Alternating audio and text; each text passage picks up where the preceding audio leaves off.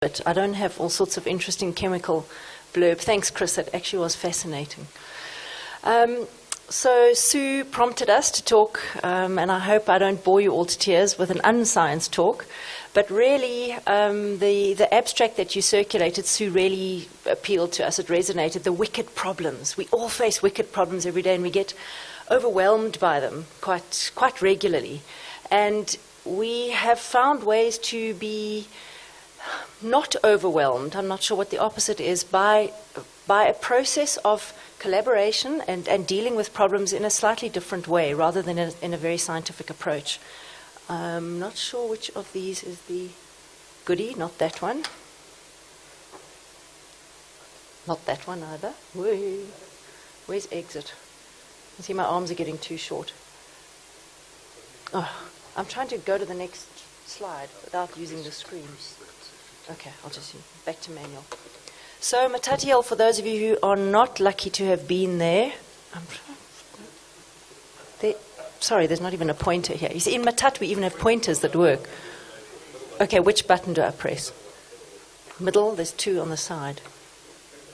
That guy, okay. Yay, laser. Okay, so Matat is in the southern Drakensberg. The talk that Zhao gave this morning made a lot of sense for these sentinel mountain catchments.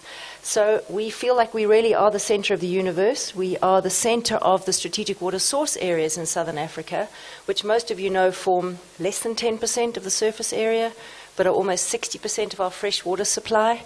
And I heard a scary statistic this morning that Katsi Dam, which is the supply for Joburg, it's located somewhere here, there's Joburg, is 13% full. So people are suddenly going to start making connections about this water doesn't come from a tap, it comes from strategic water source areas. And this is one of the reasons Matat is so important.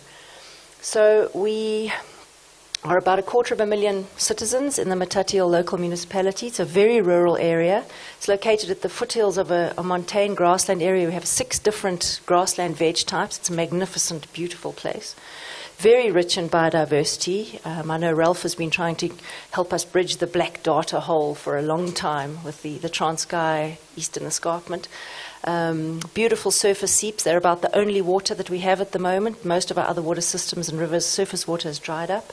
But we're very poor in data. We're not good at trend monitoring. And we're even worse at providing economic opportunity. So these are just some of the wicked problems that we face in the area. Water access. If we want to understand strategic water source areas and water security, we need to understand how do people see water and how does water work for people in the landscape. So understanding what are sustainable sources, what do people know? I'm not sure if people listened to the talk before lunch, the Ground Truth facilitated one. Understanding local knowledge. What people have got such a wisdom, trust, wealth of knowledge about water in the area. They will probably tell us more than as scientists we can find out ourselves. So sound science, local knowledge, and ground truthing are the 3 things that we need to put together to understand what is the water status in this area. Old people have so much information. We need storytelling skills sometimes, not research skills. The other big issue with water access is appropriate technology. The least dependent systems, those that don't need diesel, don't need 3-phase, don't need mechanics, are the most resilient. They help people in the most deep, dark times of drought and challenge. So safeguarding the strategic water source area is really what water access and security is about for us. We've done some very interesting house-to-house, door-to-door local surveys with people. 112 households in the Makoba area. For those of you who've driven up to Setlabatebi, it's the base of Ramatsadiso's Pass. Beautiful, magnificent area. And people indicated that the majority of them had access to taps. And we thought, wow, that's impressive. The municipality is actually doing its job. Then we realized that most of the taps haven't worked for 2 years, but people still said they had taps, despite the fact that they collected water from springs, which were often an hour and a half's walk away and an hour's wait at 3 o'clock in the morning, because if you get to the back of the queue, you don't get water. So understanding water access and people's daily grind really helps us to plan how do we intervene. These very important grasslands are rangelands. Grazers, grasslands, there's an undeniable link there. and understanding how people view livestock, how do they own livestock. Livestock is the wealth of the area. It is the currency of most rural areas in southern Africa and actually across the continent. So understanding patterns and needs, what are the risks? Stock theft is a huge problem. So we're saying, why do people not invest in improved livestock? Well, because there's a risk of them getting stolen. So why would I invest in improving my oxen? We thought everybody owned cattle, and they were the big thing. But look at this. Yes, a lot of cows, but way more small stock and poultry. So if you want to intervene in livelihood security, with people who live in these strategic water source areas, to encourage them to look after ecological infrastructure, we need to speak to their daily grind. What makes it work or not work for their welfare and well-being? Importantly, most people are quite dependent on income from livestock, whether it's milk, meat, lobola, selling, ploughing, the value of livestock in the landscape. A lot of them also spend money on supplements for their livestock in winter. So it almost counteracts what they're doing, generating money from livestock, they're spending money.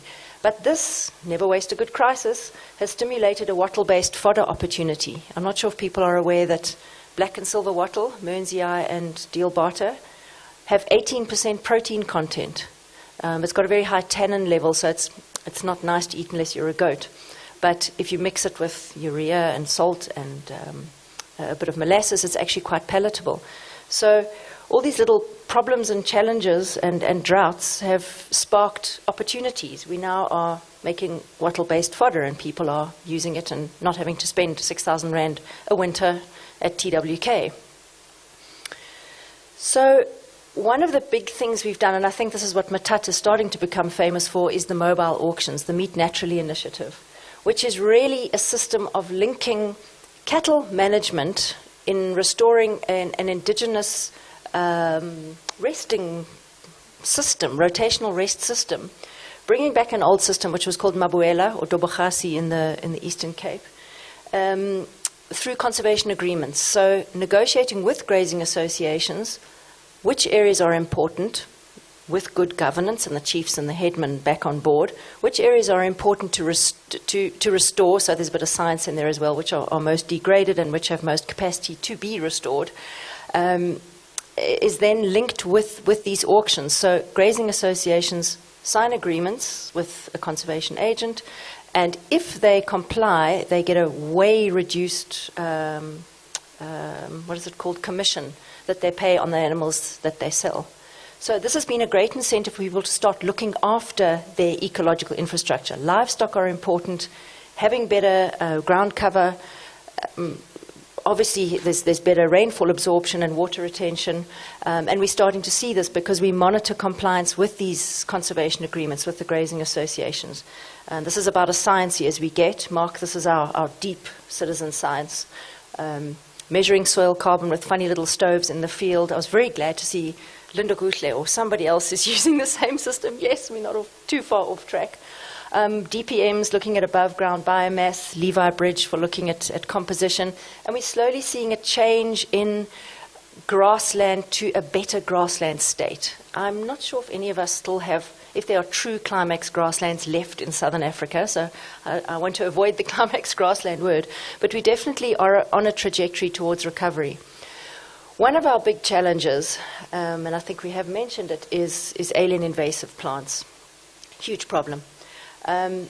Matatiele is quite famous for being the municipality with the most hectares or the highest percentage of wetlands. We have 10% wetlands, but we have as many hectares of black and silver wattle in the same area.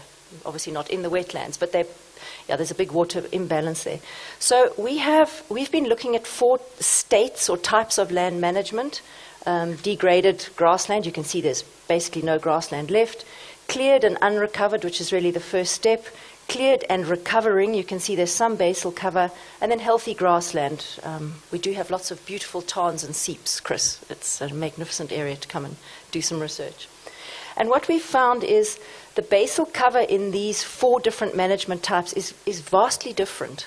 I'm sorry for the colors, they seem to change when they went into PowerPoint. But if you look at grassland it is grass. It actually is grassland. It's not more bare, more litter, more rock, more biocrust. It's actually way more healthy. And what we then found was this relationship with grassland and grazers. And again, I apologize, there's no great science here. But that the rest area compliance, so working with these citizens in better governance systems, whether it's grazing associations or working through chiefs and headman systems, is that signing conservation agreements which are linked with rest areas and the compliance in those rest areas with an incentive for mobile auction, decreased commission, has made a huge difference in recovery of these grasslands. So we're seeing increased cover, which is leading to increased moisture, the sponge effect of more effective rainfall, which is increased organic matter. And what we found, we did a few measurements with Dartmouth University, Dartmouth College from the East Coast in the States, that the lowest overall carbon content was in the cleared recovering soils, which was a bit of a, shucks, we've really hit the bottom here. So we've got rid of the wattle, but high carbon, soil carbon content under wattle, very low under cleared and recovering, but again, recovering under healthy grassland. So, a sure moment. And what we started to realize is that it's not just about cattle and people selling money and good grazing and rainfall absorption. There's a whole carbon element here, which for us as simple social scientists and citizen scientists is a big aha moment that there's, and I love being at this symposium because this is just being reiterated everywhere we go, is that healthy grasslands are this incredible source of ecological infrastructure which is free while it's there, and it's darn expensive to replace or to recreate. So whether we are sequestrating carbon or feeding cattle or absorbing water, there is a significant relationship between the state of a piece of land, how we are managing it, how we are viewing it, how people are governing it, and the water recharge and carbon content. I've got 2 minutes, I have to gallop now, sorry.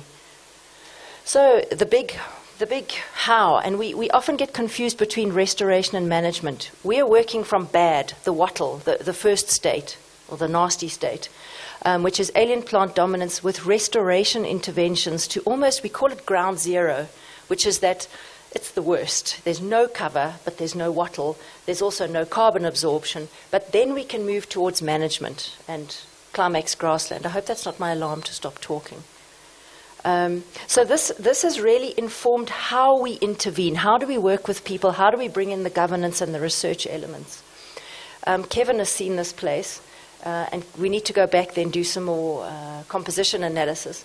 But basically this was a wattle stand, which was cleared, and then this had controlled overnight trampling, about 2 weeks, about 200 animals per night. They went out and grazed and they trampled at night. So all that dung and bioturbation stimulated an incredible regrowth. This was no artificial seeding, no rakes, no people, just beautiful cloven hooves. This was untrampled, and you can see the wattle regrowth and the bare ground. No forbs. This was forbs and pioneer grasses. So cattle and the way we manage cattle and how we understand soil and cattle are super important for us. Just a little bit, this was mainly for Ralph, that we actually are doing some biodiversity research in the southern Drakensberg. We've got a crew group, which has been amazing, an Umzimvubu crew group, like in Matatiele, which has done some really great stuff. Over 90 people have been trained in plant ID. We've got a microscope. We're finding some really cool stuff, including the not very common Eucomus schiefii.